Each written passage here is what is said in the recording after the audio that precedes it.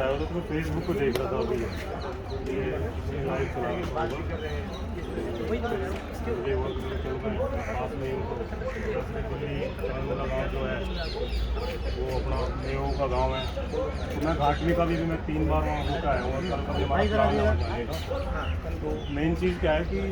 जो जिस तरह की वारदातें हो रही हैं तो कहीं ना कहीं जो मुझे लगता है ना जैसे आज ये तो सारे युवा हैं, आने वाला भविष्य है भारत का ही। तो मैंने वहाँ पे भी ये बात रखी थी कि भाई हम जब भी कोई वारदातें होती हैं तब तो हम सारे लोग ना आवाज़ उठाते हैं, लेकिन धीरे धीरे जैसे जैसे वक्त गुजरता है और हम कहीं ना इसमें जो है हम बहुत स्लो हो जाते हैं। तो इस बार इंशाल्लाह हमें कोशिश करनी है कि जब तक ये जो इसके जो मेन अपराधी हैं जैसे मोनू मानेक सर है और जितने भी हैं, जब तक ये सलाखों के पीछे ना जाएं और सरकारें चाहे वो हरियाणा में जैसे इसका केस दर्ज लगा है और राजस्थान में, तो इसको जब तक ये हरियाणा सरकार या जो हमारी राजस्थान सरकार है, जैसे कल घाटमिका में अभी आ रहा है कि भाई वहाँ के जो राजस्थान के मुख्यमंत्री हैं अशोक गहलोत साहब शायद वहाँ कल पहुँच रहे हैं, उसका हेलीपैड भी तैयार हो रहा है वहाँ पे। तो ये आप लोगों के जो सारे लोग हैं जहाँ जहाँ पे ये धरना प्रदर्शन भारतवर्ष में पूरे में हो रहे हैं, ये आप लोगों की मेहनत का ही फल है कि मुख्यमंत्री कल वहाँ पर घटनास्थल पर जो उनका गाँव है नासिर और जुनैद का, वो वहाँ पहुँच रहे हैं। तो हम लोगों को खास करके मैं आप लोग सब बच्चे हैं, युवा हैं सारे, और सब यहाँ पे जो दिल्ली में जो शिक्षा ले रहे हो, तो ये आप लोगों की और सबकी जिम्मेवारी बनती है, क्योंकि जो हमारे जो बुजुर्गों ने वक्त गुजारा है वो ऐसा गुजारा है कि जब जब ये वारदातें हुई हैं उन्होंने हमारे जो नेता रहते हैं उनके पीछे आने के बाद इन सब चीज़ों को दबाने का काम करा है। आपने देखा होगा राजस्थान में जब कामा विधानसभा की बात करते हैं तो कहीं ना कहीं अब वो हमारा नेता हमारा है वहाँ पे, वो राज्य मंत्री का दर्जा भी उसके पास है, लेकिन फिर भी जिस तरीके से उसको हमारे साथ खड़ा होना चाहिए था उस तरीके से वो हमारे साथ नहीं खड़ा हुआ। पहली बार ऐसा हुआ है कि हमारे एक विधायक ने जमकर हरियाणा विधानसभा में आवाज़ उठाई है, और कल वहाँ पे जैसे वाजिब ने भी वहाँ पे बोला है विधानसभा में। तो मैं आप लोगों से यही अपील करता हूँ कि संविधान के दायरे में रहकर हमारा ये राइट बनता है कि अगर हमारे साथ कहीं पे धर्म के नाम पर या किसी भी नाम पर हमारे साथ अत्याचार होता है तो हम उसकी आवाज़ जो है बुलंद करें। जैसे अब ये भारत का सबसे मजबूत प्लेटफार्म है जंतर मंतर, जब भी पूरे देश में कहीं पर भी कोई विवाद और किसी भी धर्म के नाम पर किसी को, आज जैसे दलित समाज के साथ कितनी जातियाँ होती हैं बहुत सारे, तो ये जहाँ पर आप बैठे हुए एक ऐतिहासिक जगह है और भारत का ये इतिहास रहा है कि जंतर मंतर पर जिन लोगों ने आवाज़ें उठाई हैं उनकी आवाज़ें बड़े आला अधिकारी और सरकारों के बड़े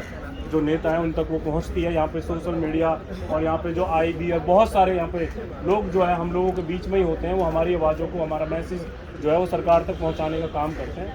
तो कोई भी भावनाओं में बहकर कोई ऐसा काम ना करें जिससे हमें ऐसा लगे कि हम अपने जैसे संविधान के खिलाफ जा रहे हैं। संविधान के हमें उसमें रहकर इस आंदोलन को और तेज़ करना है। देखते हैं कल राजस्थान से जो मुख्यमंत्री आ रहा है वो क्या स्टेप लेता है और क्या इसके पीछे होता है, लेकिन मैं आप लोगों से सबसे हाथ जोड़ के यही अपील करूंगा कि इस बार हमें पीछे नहीं हटना, और इंशाल्लाह मैं दिल्ली में हूँ, आप मेरा नंबर नोट कर लो, और जब आप लोगों को जरूरत पड़ेगी तो इंशाल्लाह यहाँ पे हम रहेंगे। और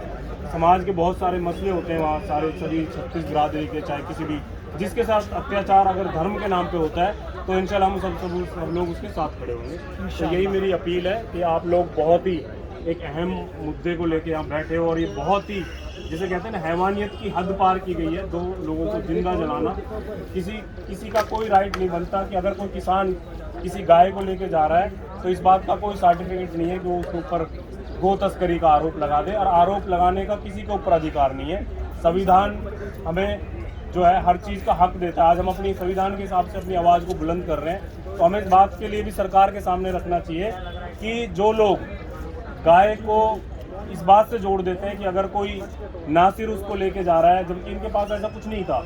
इनको तो बेबुनियाद और जिसे कहते हैं कि उस पर मारा गया है, और प्री प्लान है ये सारा कुछ। 2024 का चुनाव नज़दीक है और 2023 में राजस्थान में चुनाव होने जा रहा है, तो कहीं ना कहीं ये राजनीति का हिस्सा है, और हम लोगों को समझना चाहिए